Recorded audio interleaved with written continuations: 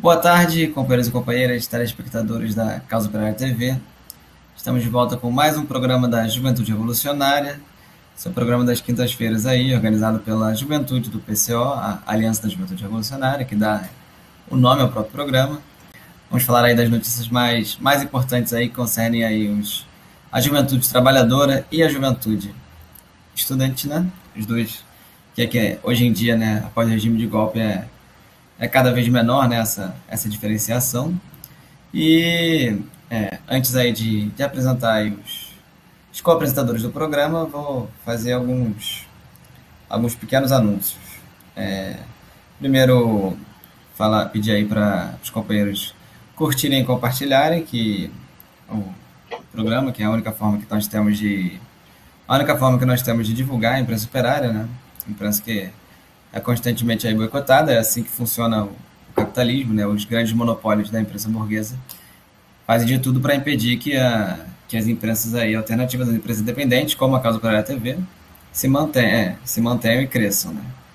E esse é um outro fator importante, porque a imprensa independente, né, a Causa Operária TV, se mantém aí principalmente por meio dos apoiadores, dos nossos telespectadores. Então, se você aí que está assistindo puder se tornar membro, dar uma pequena doação aí, pequena, um pequeno investimento mensal para a gente, somando aí a dezenas de milhares de telespectadores, nós vamos aí conseguir fazer muita coisa, investir em infraestrutura, aumentar nossa grade de programas e melhorar cada vez mais a imprensa operária revolucionária, que é a COTV. Comigo também está o companheiro Paulo Henrique, diretamente do Rio de Janeiro. Boa tarde, muito bom estar aqui de novo no programa da Juventude. Meu nome é Paulo Henrique e vamos seguir as notícias, né? E comigo também está o companheiro Mafra de Maceió, mas acho que ele não está em Maceió no momento. Boa tarde.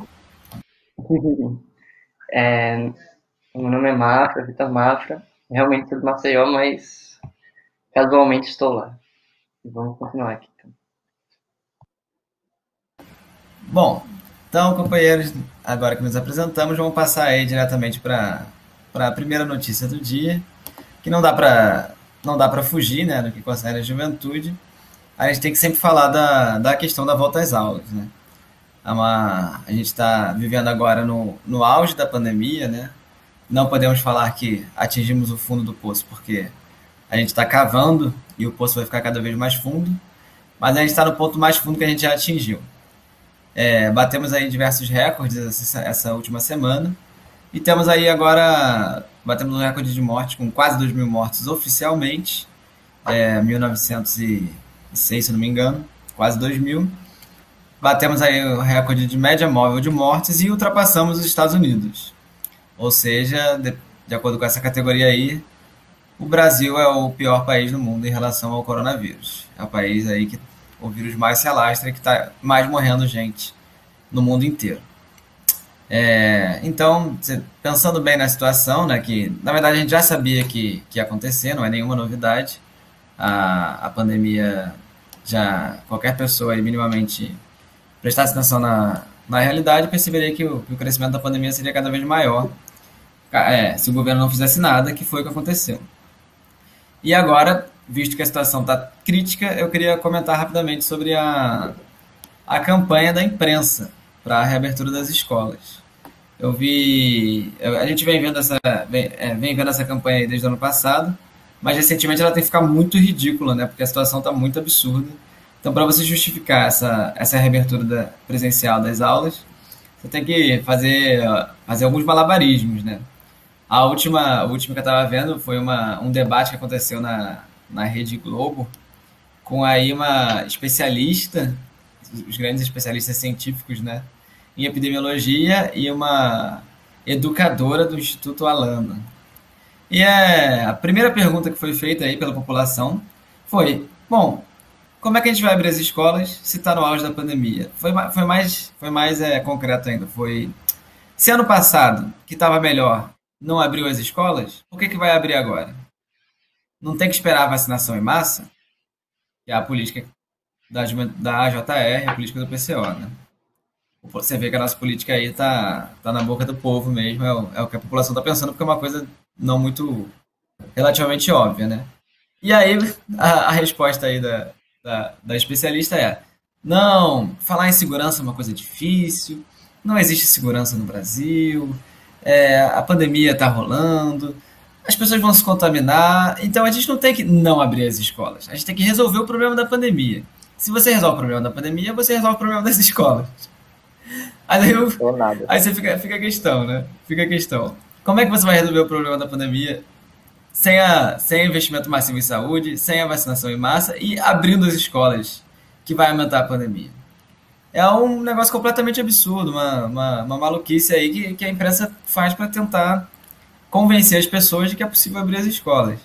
E, o, e, a, a mulher que está falando, a especialista, parece que ela sabe bem que ela está falando uma maluquice, porque ela começa assim com a pergunta, ela já faz uma cara. Não, veja bem, é difícil falar de segurança. Parece que ela já se prepara aí para inventar alguma maluquice para tentar convencer a população de um negócio completamente absurdo. E a campanha, ela vai muito além dessa questão da volta às aulas, né? Eu estava também vendo o último jornal burguês que noticiava aí os dados da pandemia relativamente bem, que era a Folha de São Paulo. Ontem, quando eu fui fazer a pauta, já parou de notificar, já não tem mais aquele Brasil todo vermelho, que hoje em dia estaria quase roxo de tanto vírus que tem, né? Sumiu aquele mapinha do Brasil vermelho. Agora é o mapa todo azul, que é agora que a situação está horrível, o mapa está azul porque a vacinação supostamente está acontecendo. Então, uma campanha massiva aí da imprensa para convencer a população de que não está tão ruim, que é quase impossível porque está no pior estado, então eles têm que notificar que está ruim, mas eles notificam menos do que deveriam. E essa campanha maluca aí pela reabertura das escolas. Vou passar a palavra para os companheiros, que eles vão começar agora a notificar o que está acontecendo nos lugares que de fato abriram. Acho que podemos começar pelo estado do Paraná, que o companheiro Paulo tem mais informações. Sim. Na verdade, no Paraná nem tinha aberto ainda quando essa notícia saiu, né? Assim, essa notícia que a gente tem sobre o Paraná acontece que ia ter uma semana pedagógica, né, que é uma semana onde os professores e alunos eles participam de debates e tem que se unir, né? Tanto pelo EAD também como presencialmente, que não deveria acontecer, né? Visto as condições da pandemia atual, né? Mas o grande governador lá, muito esperto, muito, não posso dizer, interessado na vida da população do Paraná, né? O Ratinho Júnior, do PSD, ele resolveu não só ignorar toda a condição da pandemia, os 250 mil mortos no Brasil, e os milhares de mortos aí desde a abertura das escolas, das aulas presenciais. Por exemplo, em São Paulo nós tivemos mais de 1.000 mortos, mais de 1.000 contaminados, desculpe, não mortos. E resolveu forçar que essa semana pedagógica acontecesse, como uma maneira, claro, de apaziguar a população e as categorias de estudantes e professores para uma reabertura que vai acontecer daqui a muito pouco tempo, né? É claro, o governador ele não tem, provavelmente decidiu ignorar, né, os dados, por exemplo, que o próprio sindicato de lá, do Paraná, Sindicato dos Trabalhadores em Educação Pública, tinham coletados até quinta-feira agora, né, dia 19 de fevereiro. Somente em Maringá, no noroeste do estado, foram 9 escolas que passarão os próximos 14 dias fechadas em quarentena, desde a reabertura. Isso porque os educadores foram contaminados pelo novo coronavírus após a realização dos encontros da semana pedagógica de forma presencial, né? Então, assim, nesse sentido, a gente, vendo a gravidade da situação, a notícia mais importante, eu acho, é o fato de que o sindicato está chamando os trabalhadores para uma greve, né, que vai ser iniciada dia 1º de março, quando o governador Ratinho, né, ele havia estabelecido esse retorno às atividades presenciais. Né? Não somente para os professores, mas para os funcionários, todas as categorias estudantis que vão ser afetadas pela essa reabertura. Então, isso é uma boa oportunidade para a gente dizer que a gente tem que reforçar a greve dos professores e dos estudantes, reforçá-la o máximo possível, né, para batalhar contra essa medida genocida da burguesia, né, que só pensa no lucro, no seu bolso, que faz uma demagogia ridícula, como o companheiro tinha acabado de dizer, usando os seus especialistas para enganar o povo com relação ao verdadeiro motivo de se voltar às aulas. Enfim, eu não sei se os companheiros têm algo a discutir sobre isso. Vamos em frente com as notícias. Eu acho que o companheiro Mafra poderia continuar aí falando do caso de São Paulo, né, que é um caso bem grave.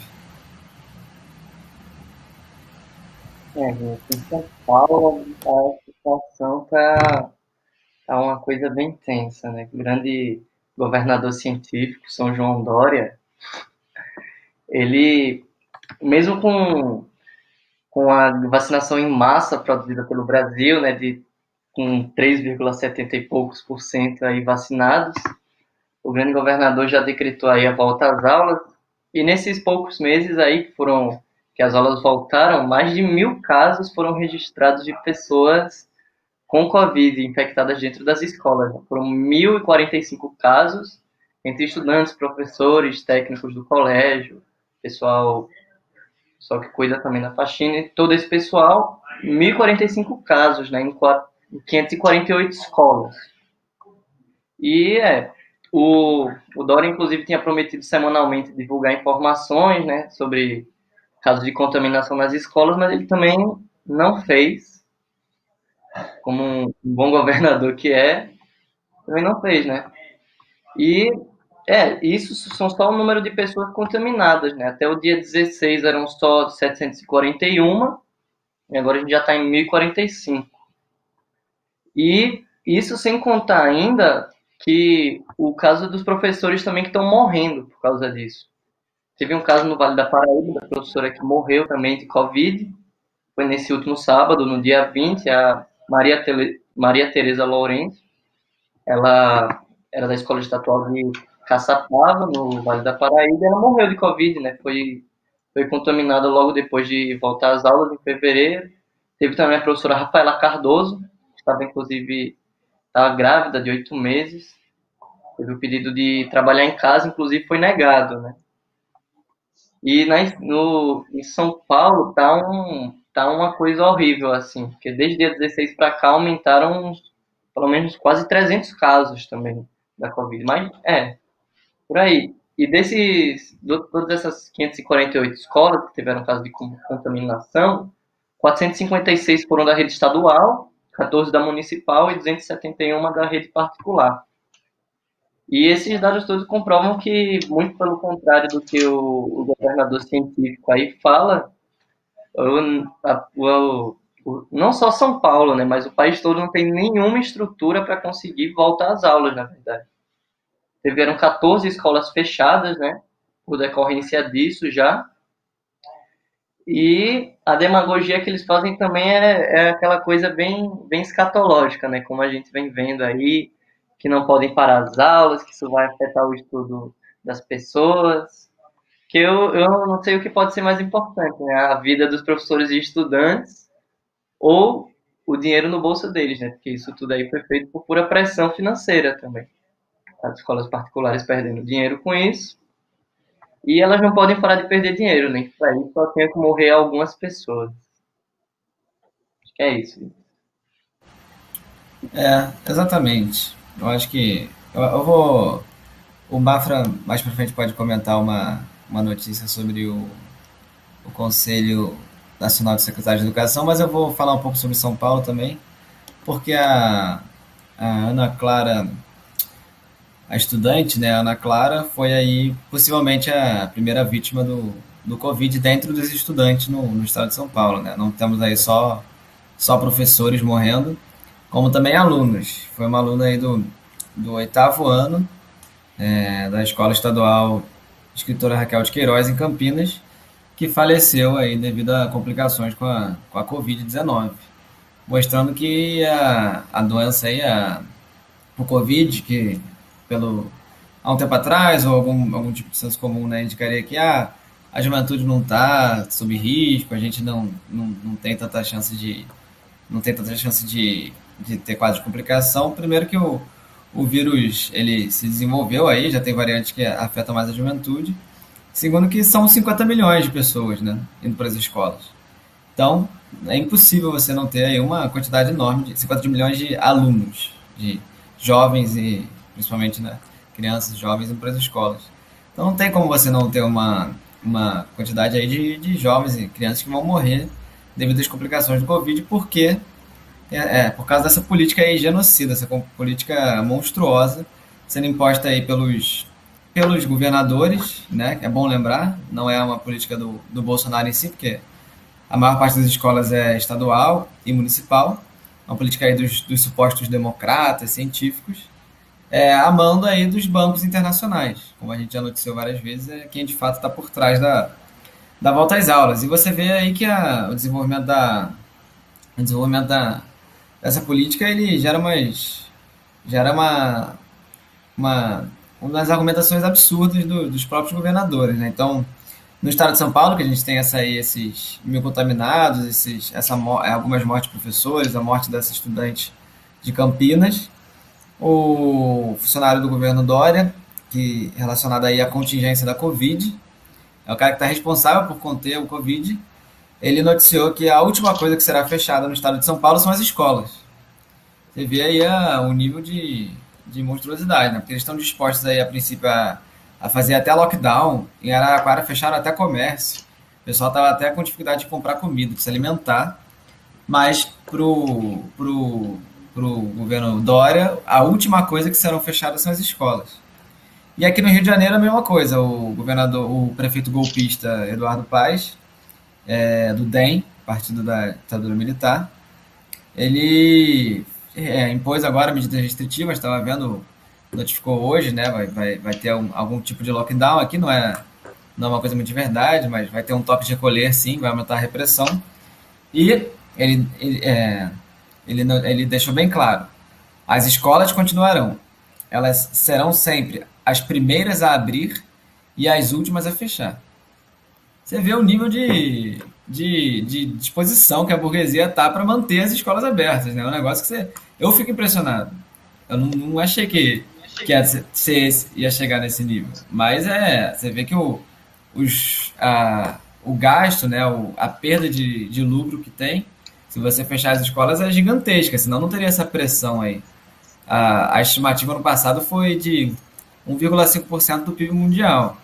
Mas isso foi no início do Covid e tal, eles pararam até de divulgar, não teve mais nenhuma pesquisa que eu saiba. E pode ter piorado muito aí, pá. Você vê que os lucros internacionais que são perdidos com as escolas fechadas são gigantescos, né? E é por isso que tem essa pressão enquanto você impõe o lockdown, você faz um toque de recolher, você bota PM para agredir as pessoas, prender, você joga aí 50 milhões de pessoas em salas de aula todos os dias. Essa contradição aí mostra que o tamanho do interesse econômico que tem aí na reabertura das escolas. O Companheiro Mafra quer falar um pouco sobre a publicação do CONSED, Conselho Nacional de Secretários de Educação?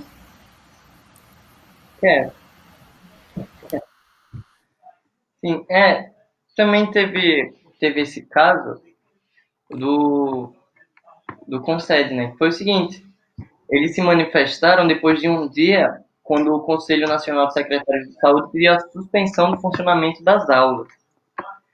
E para eles justificarem que as aulas deveriam estar funcionando, foi também um show assim, com palavras bonitas e bem demagógicas, né? Eles lançaram uma nota contra a suspensão do funcionamento das aulas. Inclusive, algumas das frases que eles falaram aqui é a seguinte: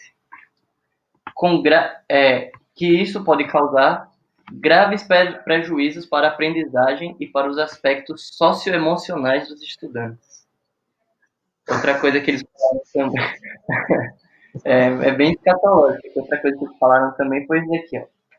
Localmente, com serenidade sobre o modelo organizacional de ensino das escolas, com segurança e para os estudantes e profissionais, observando os possíveis prejuízos educacionais que podem penalizar milhões de estudantes brasileiros. Se algum comitê local avaliar que a escola foi determinantemente para o aumento do contágio, ali a escola deve fechar. Mas generalizar de antemão, defendendo que a escola fechada mas generalizar de antemão, defendendo que fechar as escolas faz perder os nuances regionais. Ou seja, é aquele negócio, né? Não é toda escola que vai ter gente contaminada, segundo eles. É só algumas, por exemplo, em São Paulo, só foram algumas, só foram 548. Então, é um show assim de demagogia, um negócio inclusive muito feio, né? Porque o nosso país está batendo o recorde mundial de mortes por dia pela Covid, né? Inclusive, daqui a pouco a gente vai estar com 2.000 mortes por dia. E mesmo assim, esse conselho aí de secretários de educação, que claro que é uma aglomeração como diz aqui, uma aglomeração de políticos profissionais comprados pelas escolas particulares. Que é isso, praticamente. É um grupo de políticos profissionais, é uma coisa extremamente demagógica. As coisas que eles falam ali parecem um fraseado meio hitlerista, justificando umas coisas absurdas, mas que não. É, pelo menos o que dizem é que é um conselho de secretários de educação, né? Não sei se dá para chamar assim também, mas é uma coisa muito tosca. Essas frases bonitas, são, sei lá, direito à educação, eles falam com um ar todo científico, mas acho que ciência sem ver a realidade, acho que não é tão científico assim, né? O pessoal só vê que os capitalistas querem entrar um dinheirinho no bolso deles, aí acho que isso daí deve ser a ciência para eles, na verdade. Porque ver o que está acontecendo de fato, as milhares de infecções por Covid, os milhares de mortos, eles não veem, né? Eles só veem que vão causar prejuízos socioemocionais aos estudantes e professores, vai causar essas baboseiras todas. Mas causar morte, eu acho que eles nem, inclusive, citam no caso. Mas é uma coisa, assim, extremamente escatológica. Aí. Você compra... Não, acho que é mais ou menos a linha do programa, né? Você vê que conforme a situação do Brasil vai ficando cada vez mais absurda, as argumentações também tem que tender aí para um negócio meio fictício, né? Mas para fechar aqui as nossas notícias sobre a volta às aulas, queria também falar um pouco sobre o caso do Distrito Federal, né? O caso de Brasília, que também tá tendo aí uma pressão muito forte para reabrir as escolas, né? O companheiro Paulo tem mais informações sobre esse caso. Sim, assim, escapando um pouco dos setores mais esdrúxulos escatológicos da pequena burguesia, que defendem todo tipo de pauta ridícula como essa aí do socioemocional, que na verdade não é novo, né? Desde o início da pandemia a gente vê isso. No Distrito Federal a gente vê uma coisa um pouco mais séria, né? Para situar as pessoas ouvindo, em Brasília teve um anúncio de lockdown, né, que também inclui, por incrível que pareça, o não ter a volta às aulas para a rede pública, né? Já estava com horário já estava com data indefinida para a volta. Agora o lockdown ele exclui a possibilidade de volta às aulas, pelo menos por um período assim de agora, vamos dizer assim, porque tudo está na mesa, né?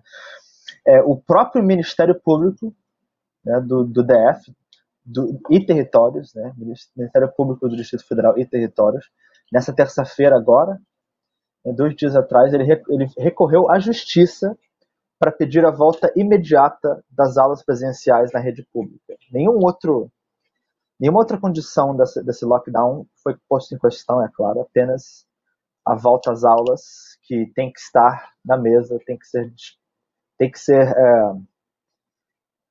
que ser algo que tem que acontecer, né? Assim, o Ministério Público, ele é um órgão que vai, se dizer assim, um órgão que fiscaliza a execução das medidas de segurança e tudo mais. A fiscalização resultou numa tentativa de cometer um genocídio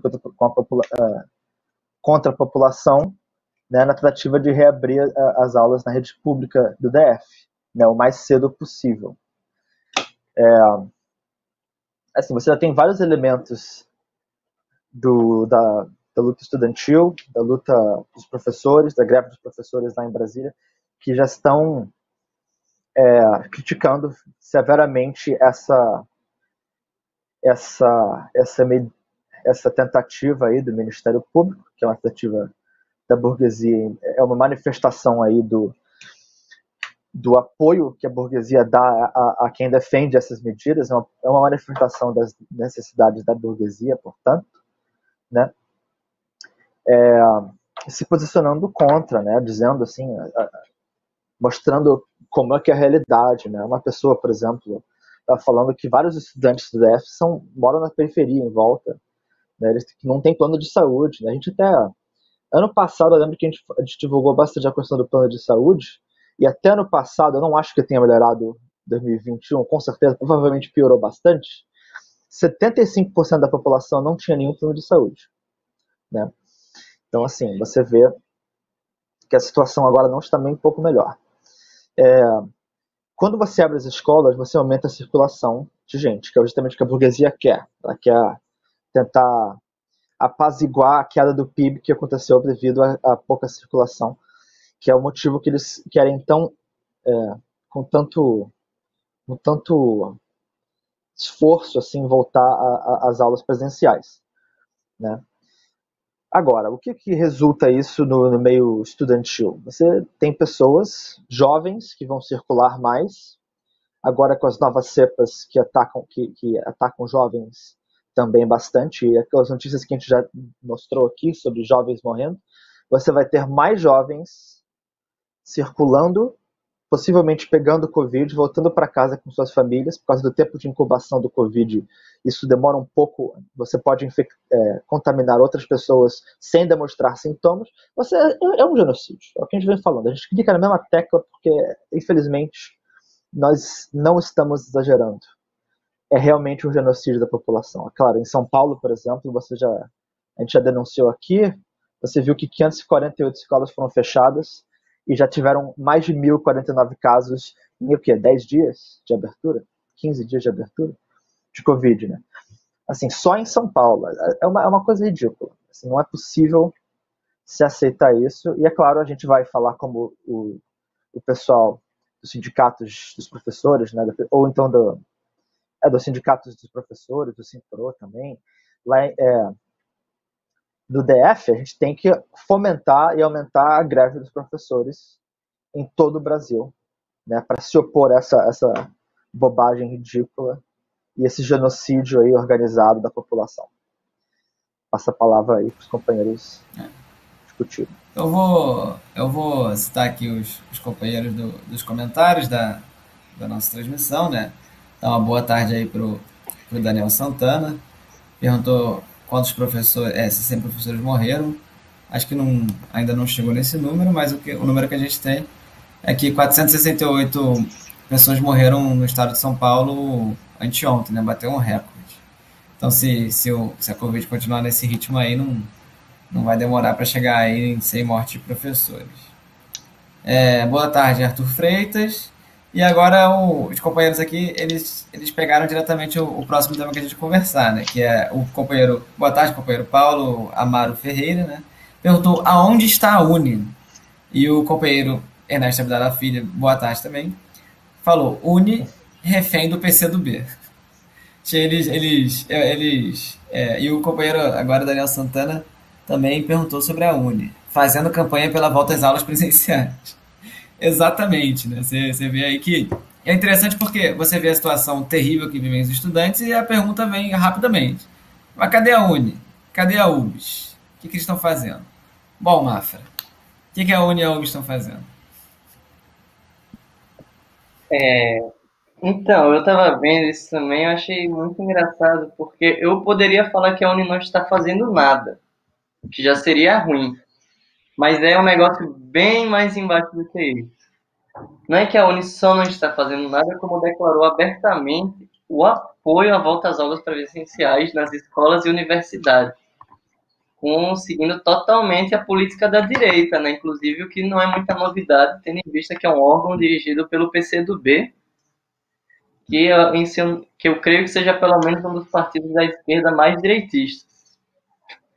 Mas mesmo com esse cenário aí de quase de 1.045 mortes só em São Paulo, imagina no resto do país, UTI lotada, todas essas escatologias, a ONU vem e ainda faz o grande favor para os estudantes de apoiar, sim, a volta às aulas.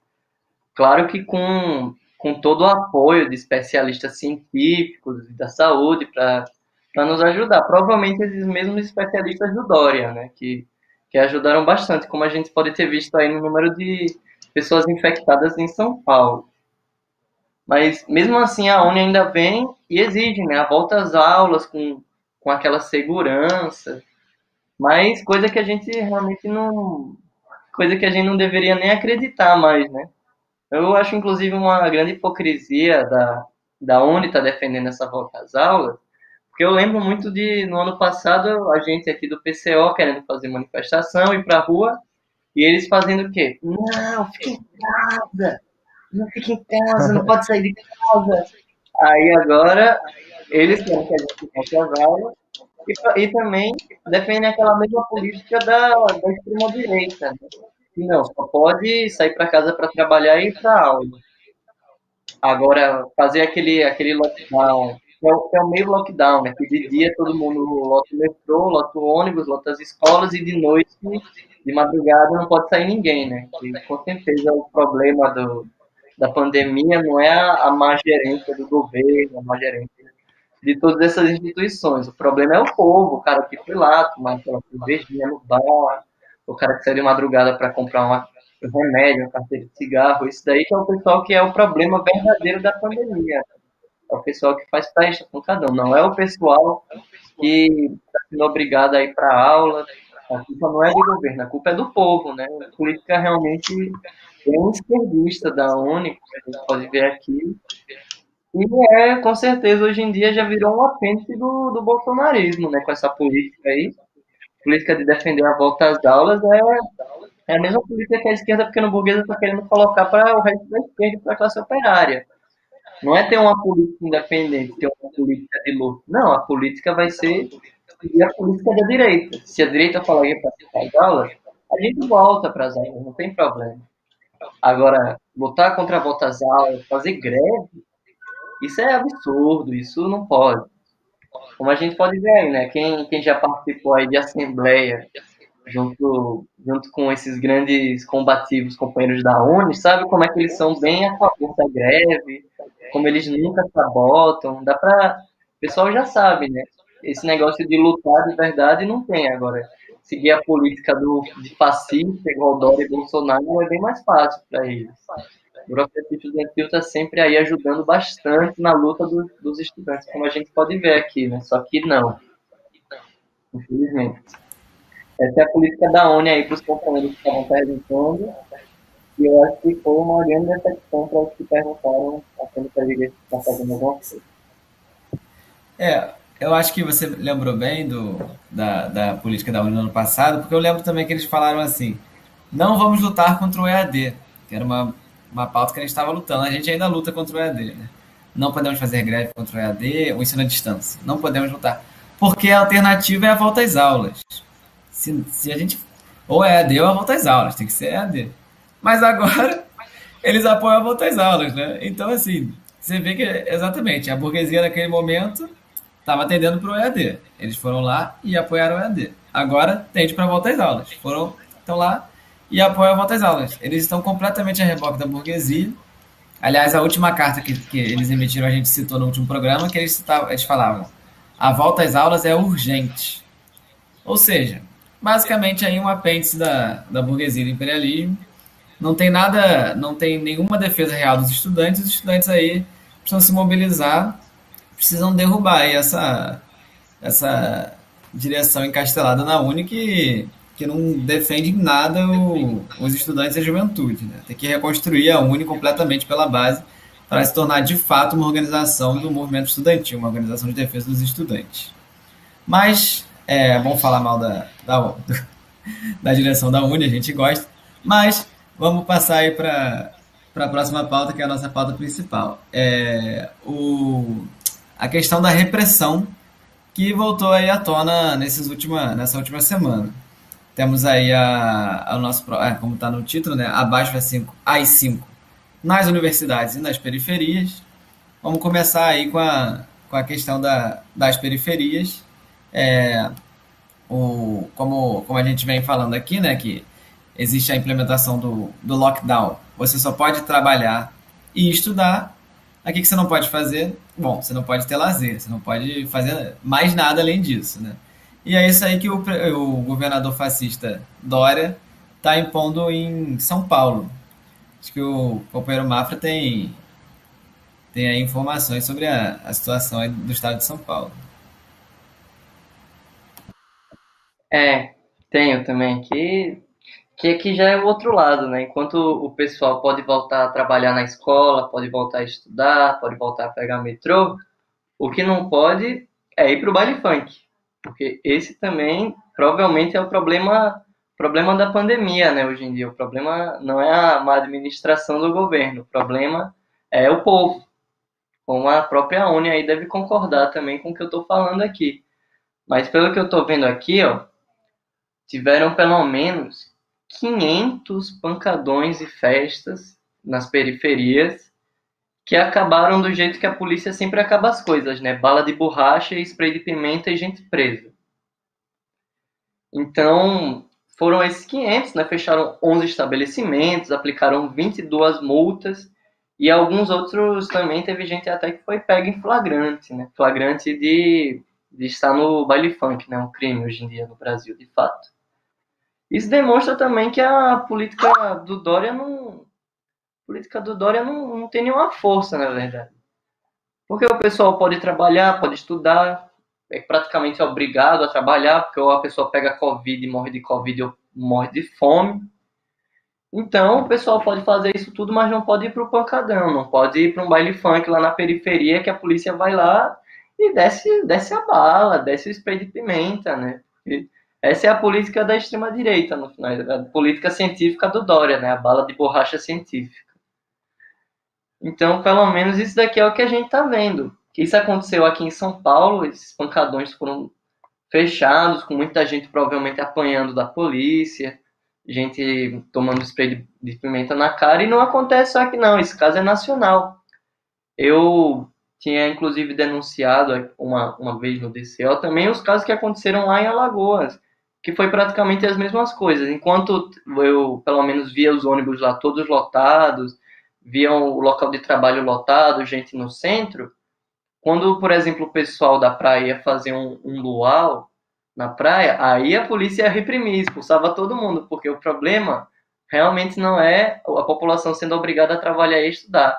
O problema é aqueles 100 jovens ali que estão na praia, se aglomerando, que é a política da extrema-direita, a culpa é do povo.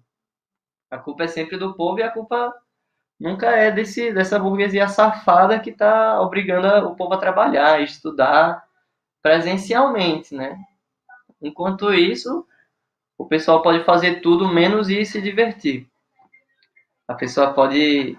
Inclusive, né, é muito engraçado, porque você tem um lockdown de madrugada e aí você pode ser simplesmente uma multa. Ou então, se você for num pancadão desse, você pode até acabar preso com hematoma, bala de borracha, né? Coisa extremamente, inclusive, uma política fascista. É uma política extremamente fascista isso daí. Culpar o povo. E aí quem estiver fazendo o que o governador não quer que faça, desce a bala, joga spray de pimenta na cara, isso tudo. Porque a gente vendo aqui, ó, nessas festas clandestinas, na última sexta e no domingo, foram 24 mil pessoas, por aí. Aí o problema dos milhões de infectados no país, ou sei lá, dos milhares ou milhões de infectados em São Paulo, provavelmente para o Dória deve ser culpa desses 24 mil, né? A política científica da bala de borracha no final. Porque realmente, né, jogar a culpa da pandemia em 25 mil pessoas é uma política um tanto fascista, né, de culpar o povo. É bom lembrar que ele acabou com o feriado, né, do carnaval, diminuiu o número, aí o descanso dos trabalhadores, mas que eu saiba, no dia de trabalho sai mais gente do que num domingo, né? Pelo menos eu não cheguei a fazer o cálculo, mas aí tirar o feriado não parece uma coisa que de fato controla a pandemia, né? E eu queria citar a situação aqui do Rio de Janeiro também, porque é parecido, né?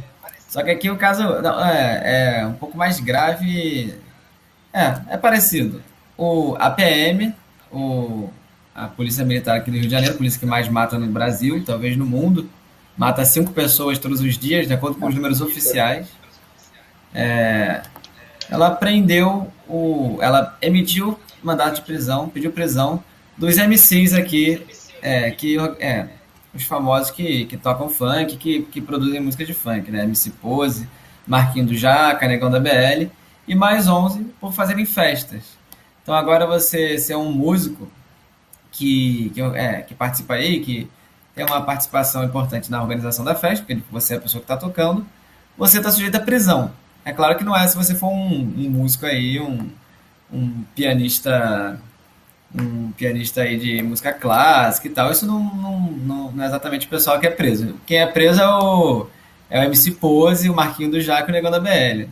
Que é uma política fascista, como o companheiro Mafra estava falando, né? Porque a criminalização do funk, a gente sabe, né, que é uma criminalização da população negra do Rio de Janeiro e agora de São Paulo também, que escuta funk, e principalmente da juventude, né? Porque funk aí é um estilo muito popular entre os jovens, essas festas são populares entre a juventude.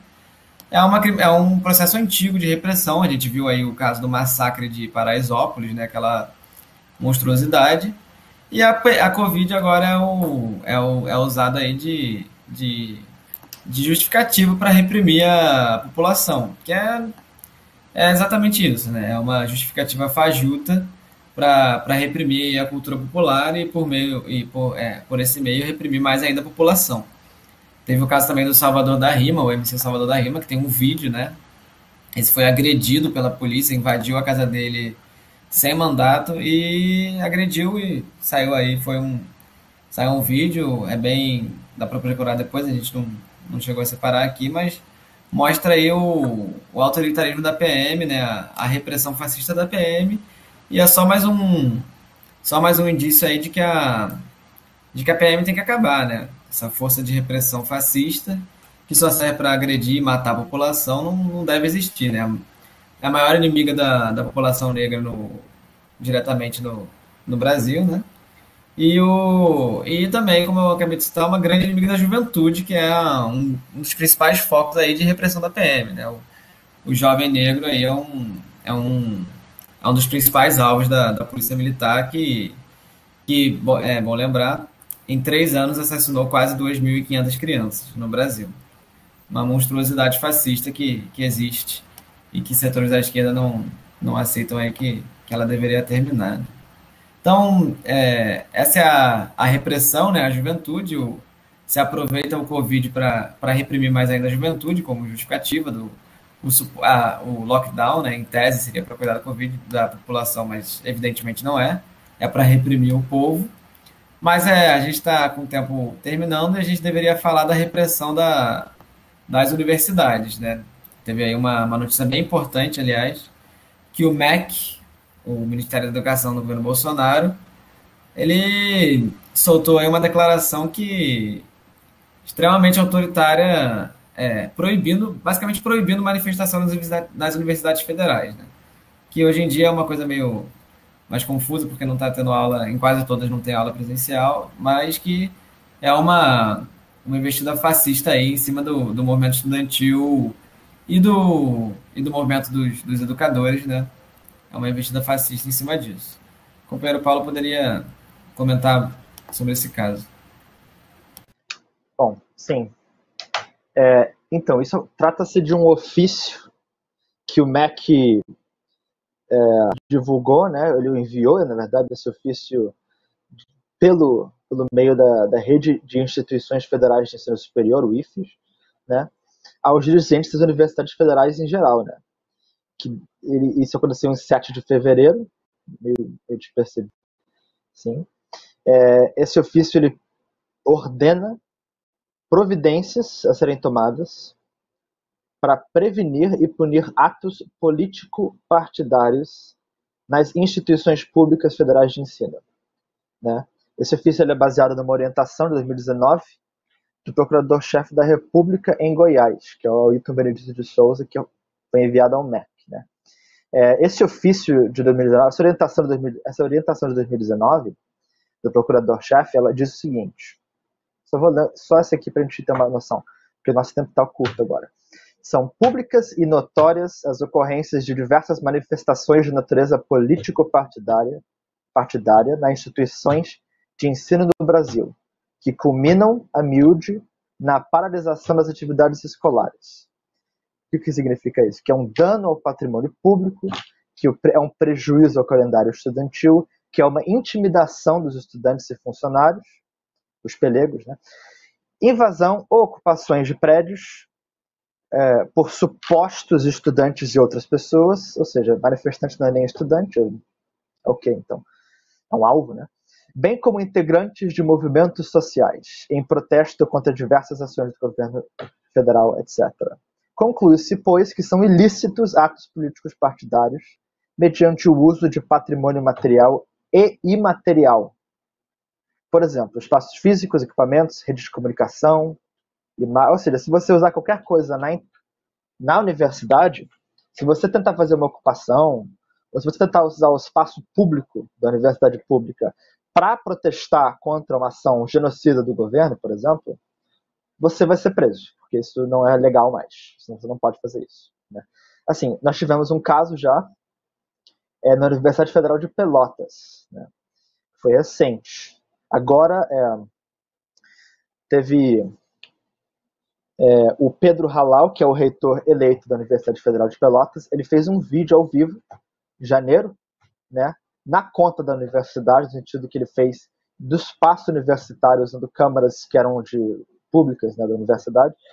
Ele declarou-se opositor de Bolsonaro. Ou seja, só de ser declarado de oposição a Bolsonaro é um ato político partidário. Ou seja, no dia 2 de março, ele recebeu um termo de ajustamento de conduta, que é a coisa assim, é a coisa mais obviamente nazista que a gente já sabe que se pode acontecer com uma pessoa, né? Um ajustamento de conduta política do governo Bolsonaro, né? Ele dizia assim, proferir manifestações desrespeitosas e de desapreço direcionado ao presidente da República, né? Durante a transmissão ao vivo de live nos canais de oficial do YouTube e do Facebook, que se configura como local de trabalho por ser um meio digital e, portanto, estar dentro desse ofício aí. Não é à toa que o PCO ele fica tocando na tecla de liberdade de expressão, porque isso é uma coisa muito importante, que está sendo absolutamente atacado desde o início do governo Bolsonaro, mas agora a gente teve uma escalada maior, né? Você vê com a prisão do Daniel Silveira, lá do bolsonarista, né? Você vê um fascistão do STF, que não foi eleito por ninguém, um de 11, não sei quantos são, que prendeu uma pessoa bolsonarista que estava defendendo esse mesmo AI-5 que está sendo implementado, só que, né, é um bolsonarista, não é do Centrão. Então ele faz discurso de ódio e é preso inconstitucionalmente. Assim, a gente fala que o AI-5 está voltando, que uma forma do AI-5 está voltando, que a ditadura está acontecendo, a gente fala que o fascismo está crescendo, está atacando os direitos de liberdade de expressão individuais da população, e as pessoas acham que a gente está exagerando, né? É incrível. Bom, passa palavras aí para os companheiros. É bom lembrar aí que esse tipo de agressão fascista que foi feito entra em conjunto aí com os ataques às universidades em geral, que se manifestaram aí nos últimos anos como intervenções, né? Intervenções das reitorias das universidades. E isso também não é bom lembrar que não é feito só pelo Bolsonaro, né? Tem os setores aí do tal centrão, né, do democrático, que apoia esse tipo de intervenção fascista. E é bom lembrar, né, que essas manifestações político-partidárias que não poderiam acontecer de acordo com o MEC, pode ser que ataque aí um bombado, um deputado não muito relevante bombado, como o Daniel Silveira, né? Mas no final vai se voltar contra a esquerda, que de fato são os partidos políticos que incomodam o domínio da burguesia, né? Então, para fechar o programa, eu queria citar a última notícia, né, que lá no Amapá, a universidade está planejando simplesmente fechar o curso aí de enfermagem e de direito de um campus, do campus Oiapoque, né, que é lá na pontinha do Brasil, porque quem se importa com o pessoal lá do extremo norte do Brasil? E lançar aí os cursos para 600 quilômetros de distância, que eu estava pesquisando aqui, é maior que a distância do Rio e São Paulo, né? Imagina transferir todo mundo que está fazendo o curso aqui e manda lá para São Paulo, ou de São Paulo para cá. É um ataque absurdo aí aos estudantes da universidade, da Unifap, Universidade Federal do Amapá. E é esse tipo de ataque que tende aí a gerar uma forte resistência dos estudantes, né? Os estudantes vão se revoltar, vão falar, não mande nosso curso para longe, nosso curso vai ficar aqui. E isso vai ser considerado aí pelo MEC com a tal da manifestação político-partidária que não pode ser feita, né? Você vê aí o motivo da intensificação da repressão, né? É porque os ataques vão ser cada vez mais fortes contra a gente, contra a juventude, contra os estudantes. E para sustentar isso, é preciso reprimir cada vez mais. E não dá para ir separar esse tipo de repressão das universidades, né, diretamente, com a repressão das periferias, das festas, dos bailes funk. É a intensificação da repressão como um todo para sustentar o regime golpista que oprime aí constantemente a juventude, né? Um dos setores mais oprimidos do Brasil, com desemprego altíssimo, que não tem... A gente, na verdade, particularmente aqui, não tem perspectiva nenhuma, né? Acho que os três apresentadores aqui desse programa sabem que a única perspectiva pessoal que a gente tem é justamente de derrotar o golpe de Estado, porque nesse regime golpista a juventude não tem muito para onde ir, né? Mas, infelizmente, o nosso programa está acabando. Vamos ter que fechar aqui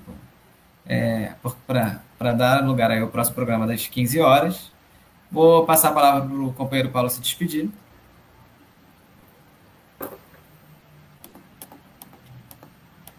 Está no programa de novo e até próxima quinta-feira. E o companheiro Mafra.